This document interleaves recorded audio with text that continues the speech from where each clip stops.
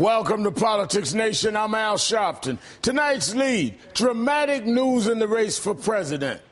Politics Nation can confirm this evening rumors about Mitt Romney. Folks, he was indeed the governor of Massachusetts. Something he doesn't like to talk about. It's something his supporters try to ignore. But we've hunted down through our archives and found the proof. Check it out. Here's Romney getting sworn in back in 2003. Here he is signing the state's universal health care law. And here he is admiring the state's official portrait of himself. Folks, most governors who run for president play up that experience. It's their main qualification for the job.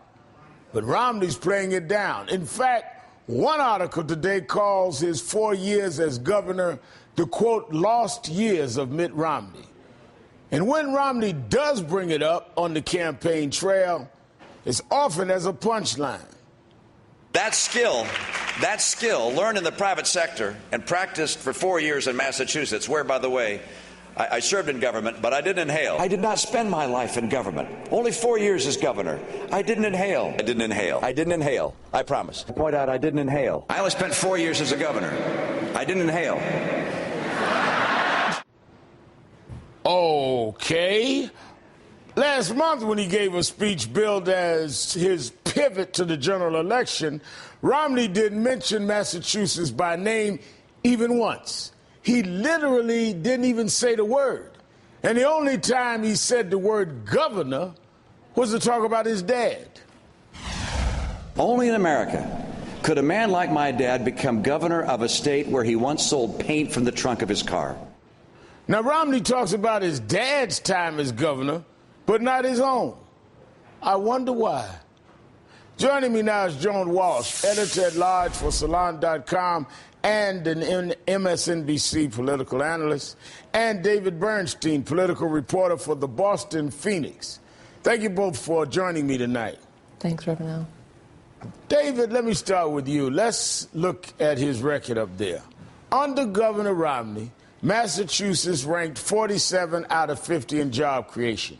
220,000 people fled the state to find work elsewhere.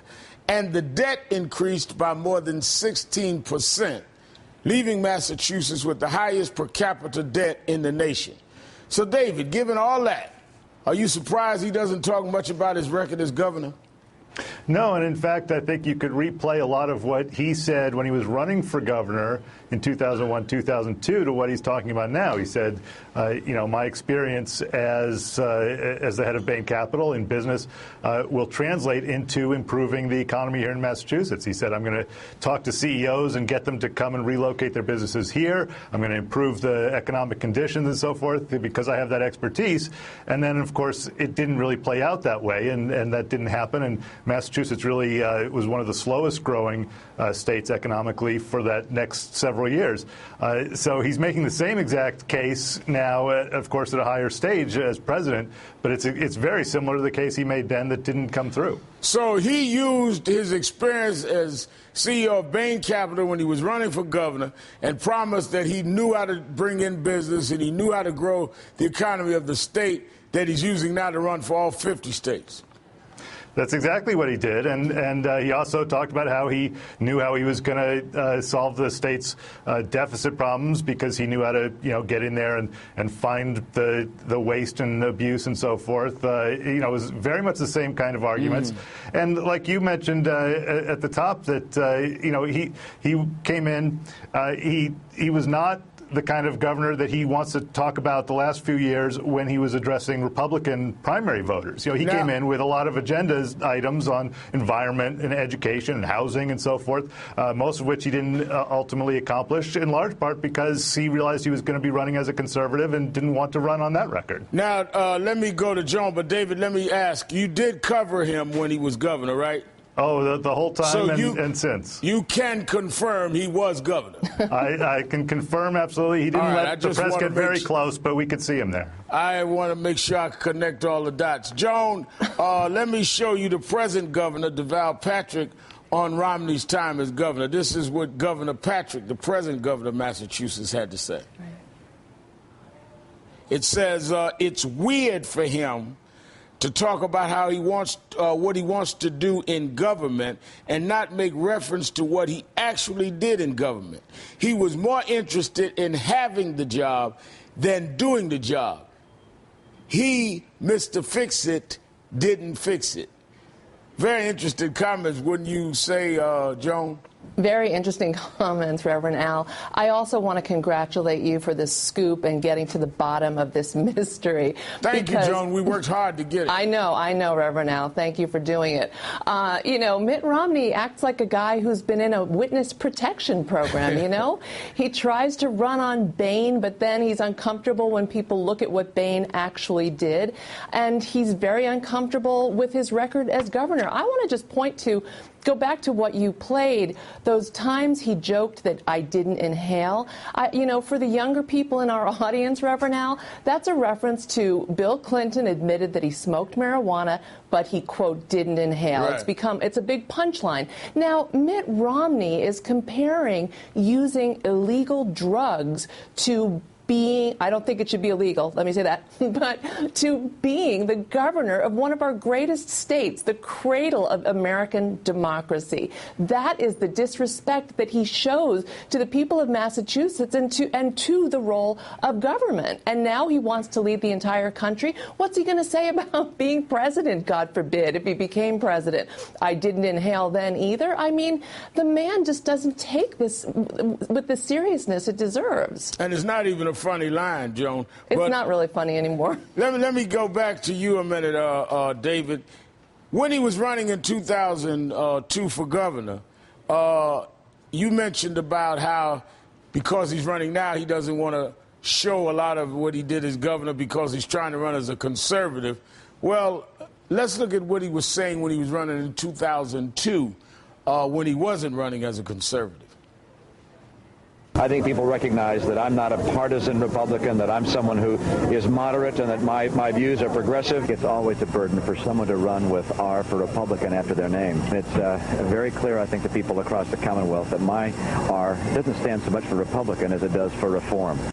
So he was not running as a Republican, but a reformist. He was progressive.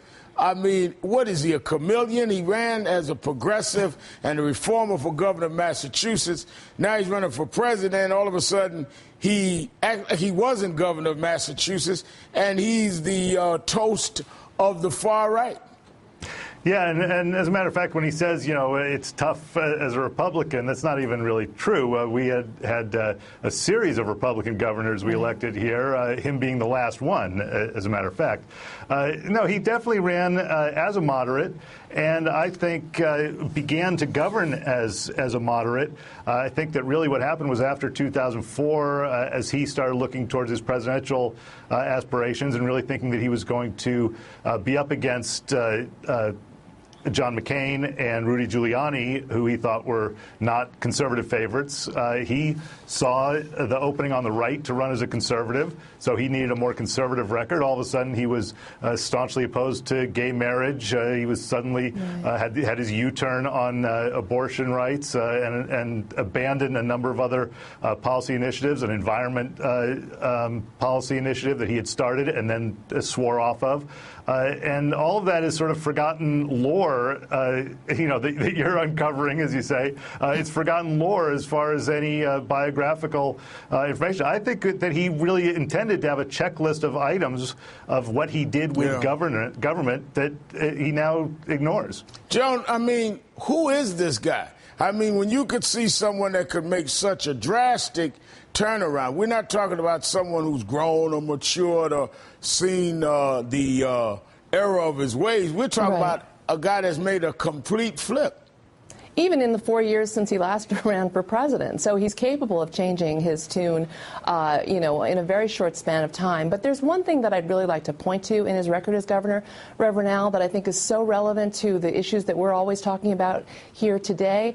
And that's he dramatically cut higher education funding so that fees and tuition for the public university system in Massachusetts, they went up 63% during his 4 years as governor. Wait a minute. So under Governor Romney, when he was governor of Massachusetts, he cut funding to education and fees went up 63%. In those 4 years. That's the same Governor Romney that yesterday spoke about education is a civil right. It's a civil right. It's a top priority, and you can just borrow money from your parents if you can't afford it, and if I've slashed your higher education funding. So he joined, a slew of Republican governors who really withdrew that public commitment to higher education that distinguished this country in the 50s and 60s and 70s. He's really part of a terrible trend, and I think Democrats are going to do a lot of talking about that part of his record.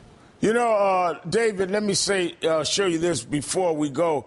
We're running out of time. But here's the official portrait of Romney as governor.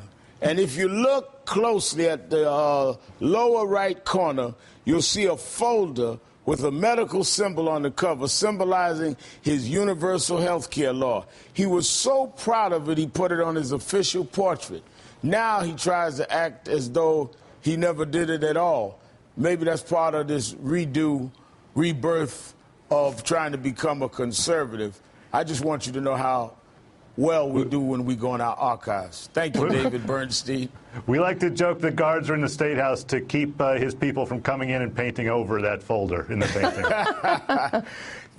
Thank you, David Bernstein. Thank you, Joanne. My pleasure. Thank you. Both of you being with me tonight. Thank you, Joan. Ahead, Willard's done it again.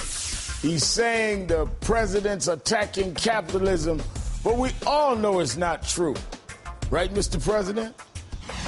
We believe in the free market. We believe in risk-taking and innovation. You don't make America stronger just by shipping jobs and profits overseas. The lawmaker who said President Obama was not an American was asked to explain himself on camera. And all he could say was this. I stand by my statement that I misspoke and I apologize. I stand by my statement that I misspoke and I apologize. I stand by my statement that I wrote, that you have, and I misspoke and I apologize. I stand by my statement that I misspoke and I apologize. And picture perfect. While this picture of a 5-year-old touching President Obama's head hangs in the West Wing 3 years later, and why it's inspiring and uplifting to millions of Americans. You're watching Politics Nation on MSNBC.